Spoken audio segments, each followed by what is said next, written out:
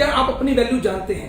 अगर हम अपनी वैल्यू को जान पाएंगे तभी हम जीवन में बड़े लक्ष्य बना पाएंगे और तभी उन्हें हासिल करने के लिए प्रयास कर पाएंगे। हमारी वैल्यू क्या है, आइए इस कहानी से समझते हैं। एक बार एक बच्चे ने लोहे की दुकान में काम करने वाले अपने पिताजी से पूछा कि पिताजी, मनुष्य की कीमत क्या होती है। उसके पिता बच्चे के मुख से इतना महत्वपूर्ण प्रश्न सुनकर बहुत हैरान रहे और बहुत खुश भी हुए कि कितना महत्वपूर्ण प्रश्न बच्चे ने पूछा है। तो उन्होंने कहा कि मैं आपको इसका उत्तर देता हूं। तो उन्होंने उसे कहा कि एक स्टोर रूम से एक लोहे की रोड लेकर आओ। बच्चा जब लोहे की रोड लेकर आया तो उसके पिता ने कहा कि इसकी कीमत कितनी होगी।